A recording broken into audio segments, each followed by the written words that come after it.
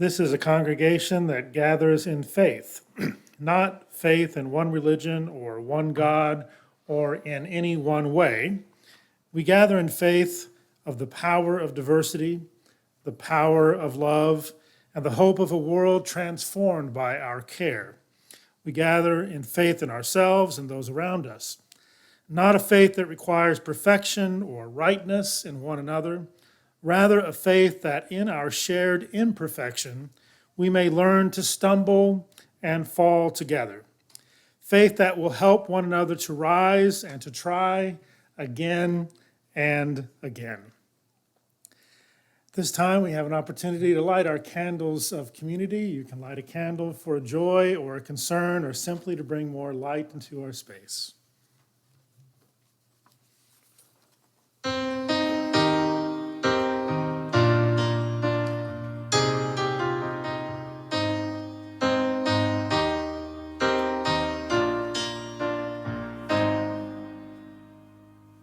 I have a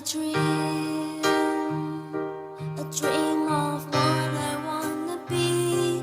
I wanna be free. That's what my heart keeps telling me. Give me your hand. We'll find a way. There's people out there They feel the same. if we help each other. I just know we can succeed. We are one, but we are different. We from all around the world. We share the same sun, we share the same oceans. We are every boy and girl. Come together and share our dreams. We be amongst the stars, and we know that it's destiny. And we are unity. We are unity. I do believe, oh I believe in destiny. It's up to me to make it into reality. Give me your hand. We'll find a way. People out there Let's feel the same. if we help each other. I just know we can succeed. We are one, but we are different. We from all around the world. We share the same sun, we share the same oceans. We are every boy and girl. Come together and share our dreams. We be amongst the stars, and we know that it's destiny. That we are unity. No matter where you're from or who you are, If we can find a common place to be, then we are friends.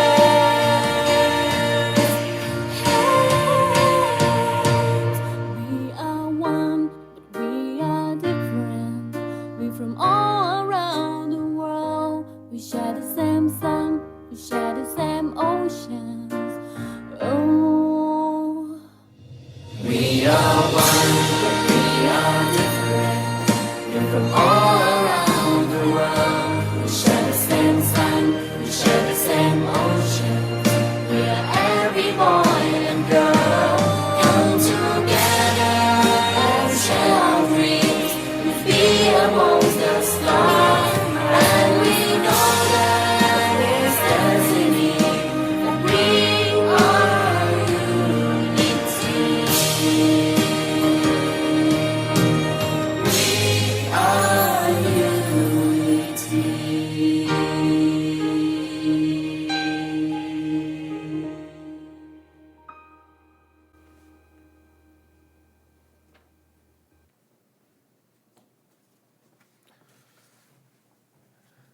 Let us stand in body or spirit for our chalice lighting and the spoken affirmation.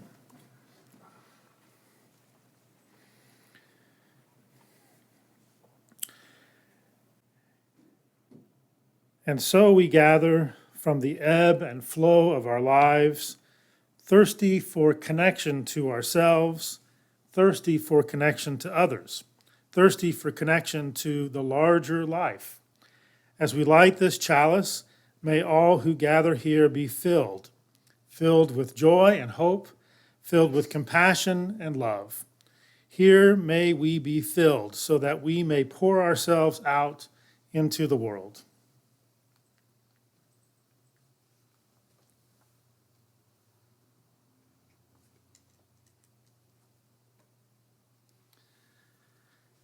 Let us join together in our spoken affirmation. Love is the spirit of this church, and service is its law. This is our great covenant, to dwell together in peace, to seek the truth and freedom, and to help one another. You may be seated. Our opening thought this morning comes from the Reverend Mr. Fred Rogers. From Dear Mr. Rogers, does it ever rain in your neighborhood? Letters to Mr. Rogers. This is actually one of his responses to a letter. Mr. Rogers says, love doesn't mean a state of perfect caring. To love someone is to strive to accept that person exactly the way they are, right here and now, and to go on caring through joyful times and through times that may bring us pain.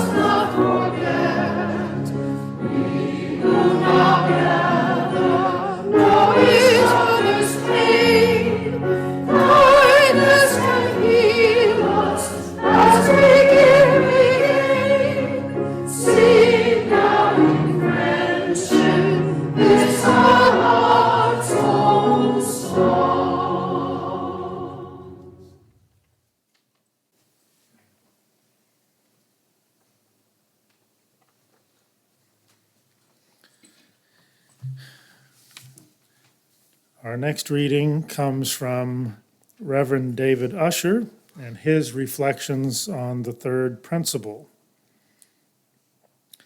He writes, so we accept each other as we are, and we expect each other to change.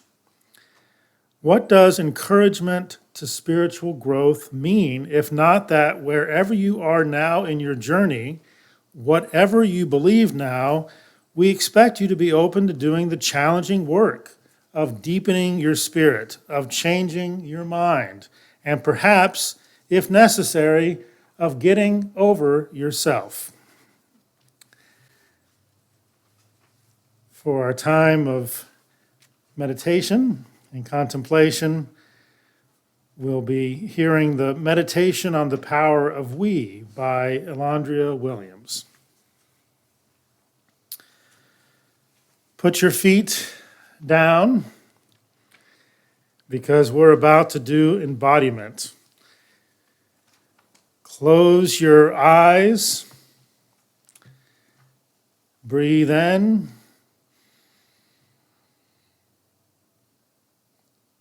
Breathe out.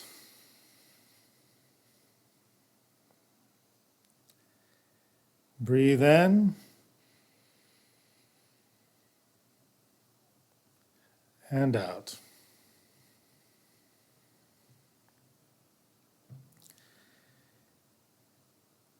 When you hear the word liberation, liberatory spirit, liberatory life, liberatory possibilities, what does that conjure in your soul?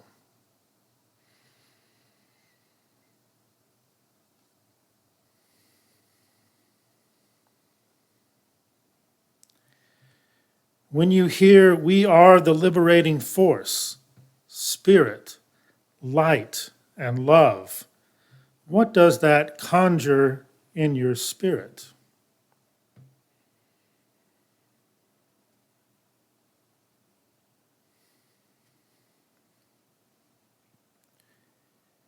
When you hear that we have the power to transform the world around us, what does that mean in your bones?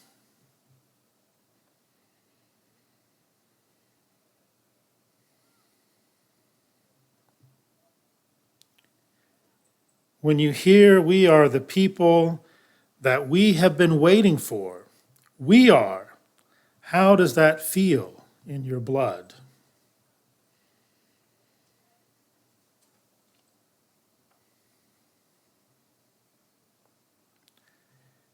We are the light. We are the wisdom. We are the ancestors. We are those yet to come. How do we fully hold all of that in ourselves?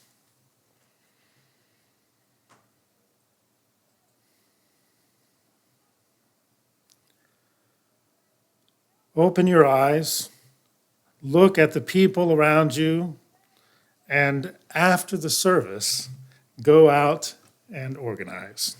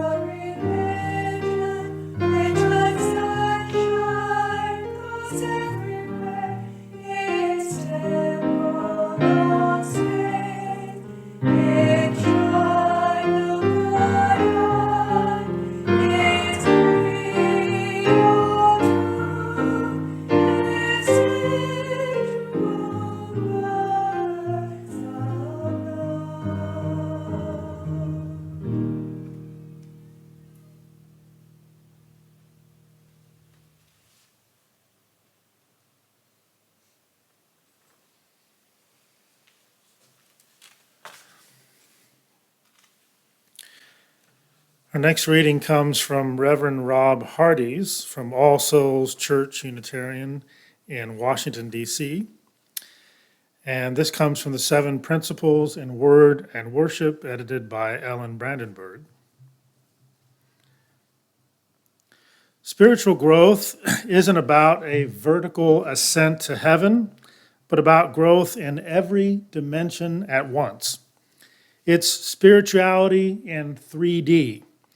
Growth in spirit doesn't measure one's proximity to a God above, but rather the spaciousness of one's own soul, its volume, its capacity, its size. We need souls that can take in the world in all of its complexity and diversity, yet still maintain our integrity. And we need souls that can love and be in relationship with all of this complexity. Instead of fight or flight, we need a spiritual posture of embrace.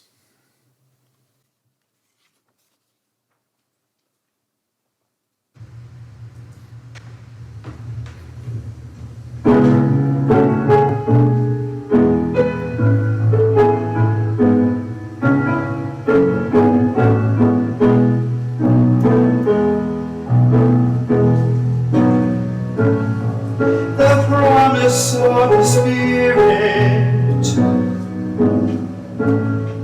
faith, hope, and love abide, and so every soul is blessed and made whole. The truth in our hearts is our guide. We are answering to the call of God, and join together as hearts beat as one. Emboldened by faith, we dare to proclaim we are answering to the call of love. Sometimes we build a barrier to keep love tightly bound, corrupted by fear, unwilling to hear, denying the beauty we found. We are answering to the call of love. Hands joined together as hearts beat as one. Emboldened by faith, we dare to proclaim we are answering to the call of love. A bright new day is dawning, when love will not divide. Reflections of grace in every embrace, fulfilling the vision divine. We are answering to the call of love. Hands joined together as hearts beat as one.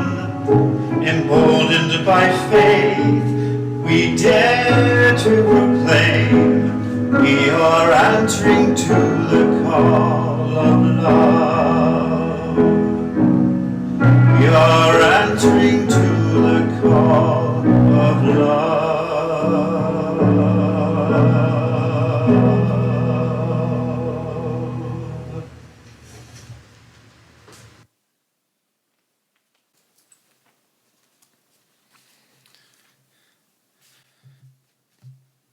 Our discourse this morning is a continuation of our reflections on the 8 principles, and this morning I'll be focusing on principle 3, which is acceptance of one another and encouragement to spiritual growth in our congregations.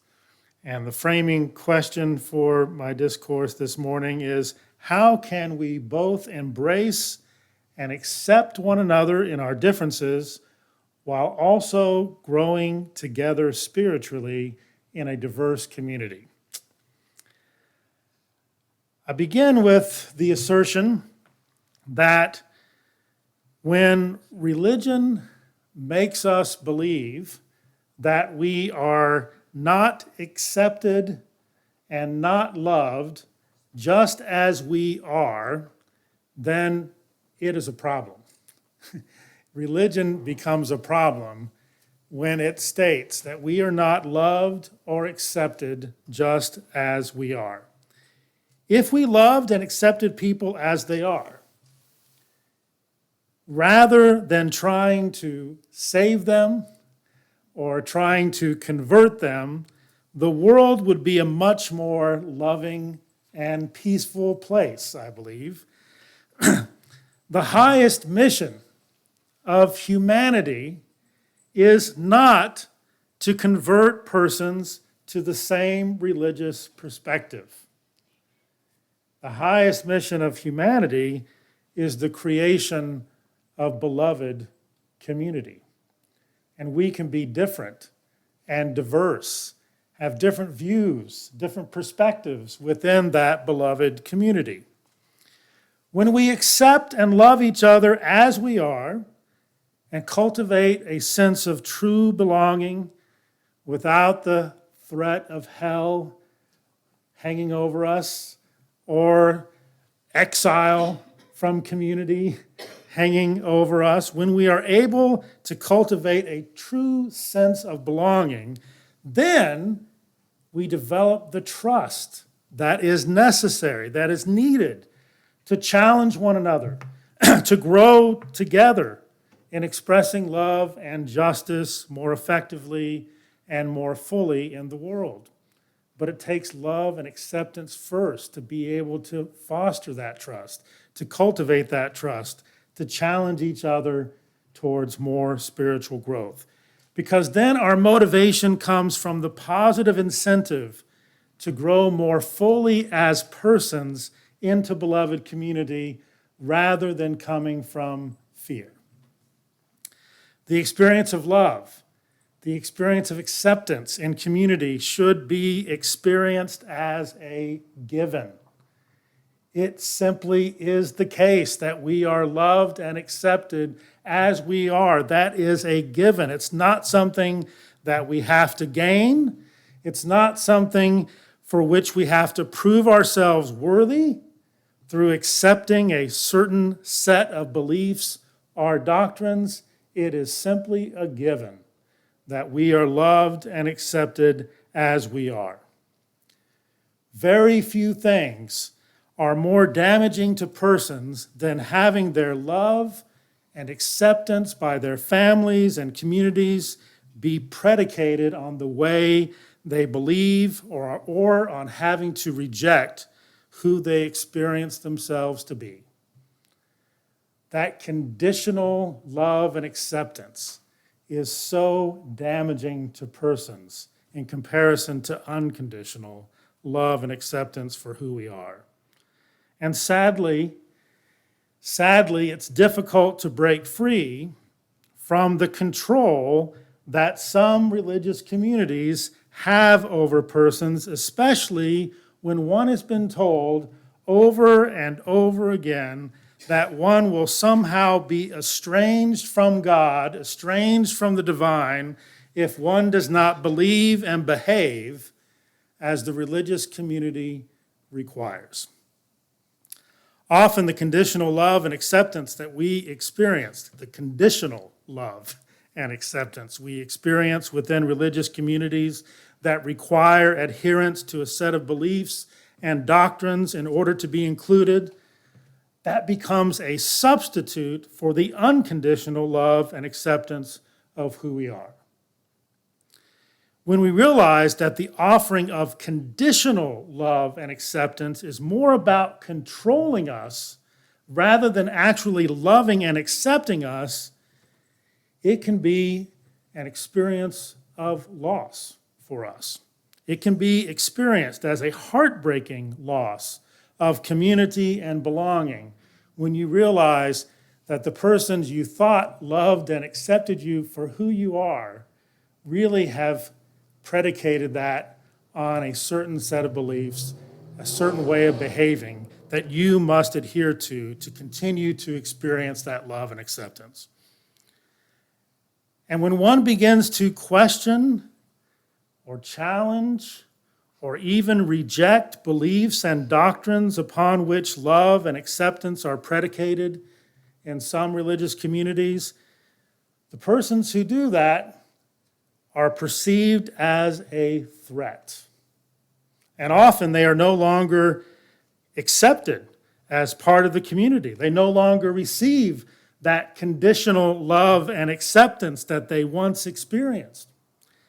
They enter into a form of religious exile.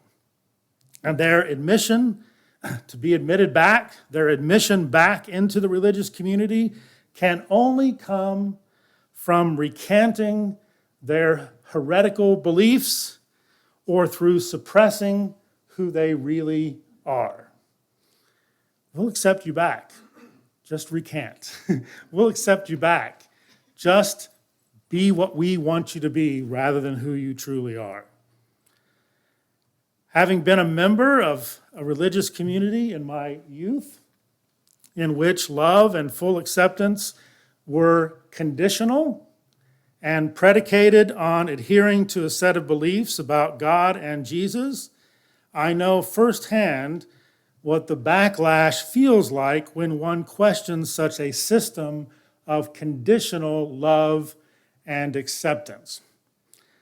I need to note that my parents were not a part of that community. I was actually a part of that community in a way that I think was problematic for them because they saw the conditional love and acceptance that was there rather than the unconditional love and acceptance, which may be why my parents became Unitarian Universalists.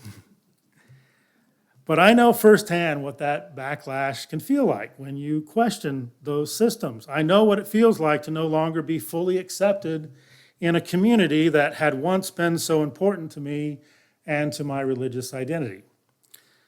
Back in the early days of Facebook, remember those early days of Facebook? When you thought it was wise just to connect with anyone and everyone from your youth? I certainly connected with a lot of persons that probably I might not have connected with had I thought through it a little bit more carefully. But during those early days of Facebook, I very publicly proclaimed my views, and these were views that I had held since 1988, really. But, you know, before Facebook, when you held views and wrote about them, not too many people heard them or saw them. But in the day of Facebook, when I publicly proclaimed my views that all persons, regardless of their sexual orientation or their gender identity, should be fully included in the life and ministry of our religious communities, specifically in my case, the United Methodist Church. And I also made it clear, publicly proclaimed at that same time that I did not believe in the existence of hell. Oh my goodness. Or that one has to believe in supernatural miracles, or that one even has to identify as a Christian to be included in the unconditional love and acceptance of the divine mystery within beloved community. When I said that on Facebook, I heard about it. I lost track of the number of messages I received condemning me for my views, just condemning me, period, and attempting to shame me or guilt me into either recanting my views or, if I could not recant my views, leave my role as a minister within a Christian denomination.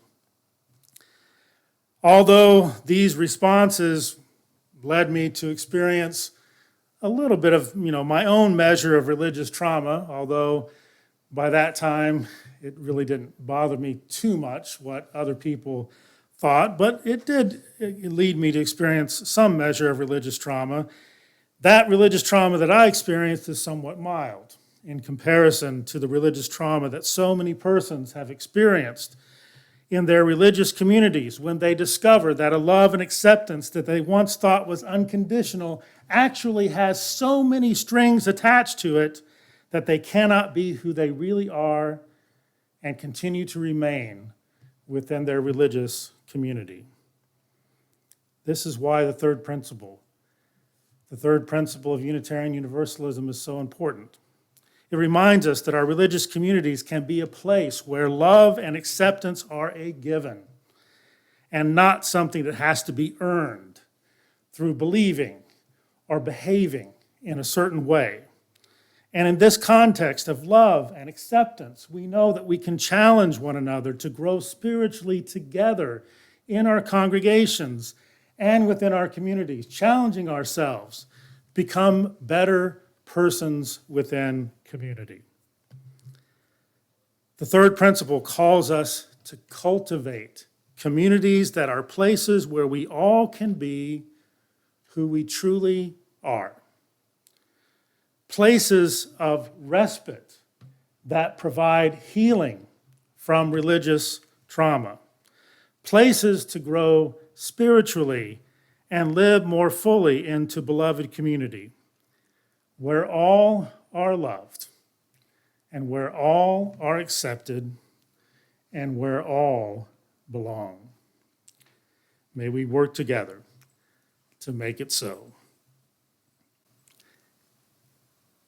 At this time, we have an opportunity for giving. You may bring your gifts to the table, and there are also opportunities for giving online.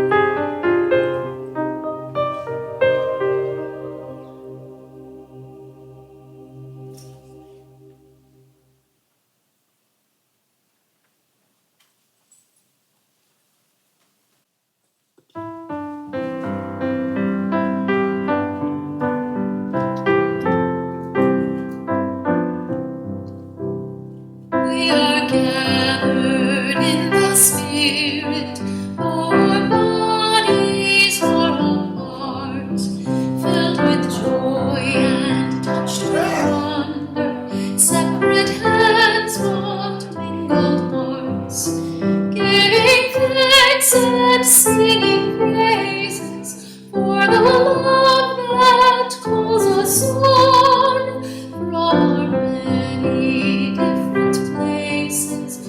We are gathered into one.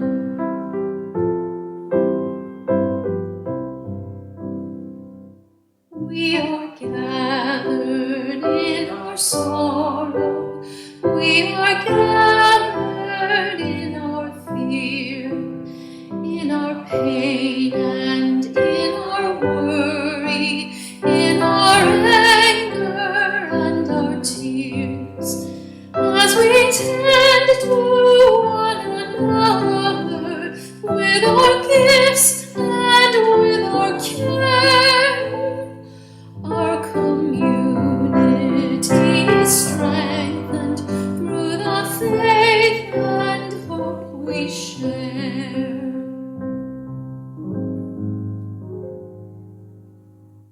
We are gathered in commitment to a planet that is whole, works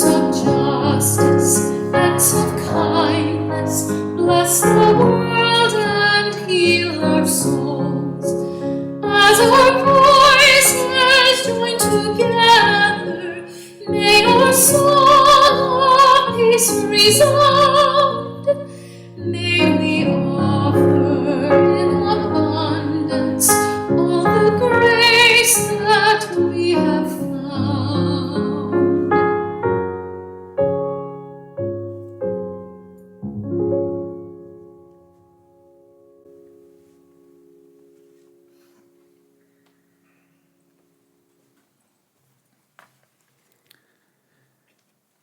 Let us stand in body or spirit for our parting thought and my attempt to extinguish the chalice. Our parting thought comes from Jessica Spear from, what a title, Middle School Safety Goggles Advised, exploring the weird stuff from gossip to grades, clicks to crushes, and popularity to peer pressure. Jessica writes, everyone looks for different things in friendship, but deep down, everyone is trying to find the same stuff, acceptance and belonging. Let us join together in extinguishing the chalice. We extinguish this flame, but not the light of truth, the warmth of community, or the fire of commitment. These we carry in our hearts until we are together again.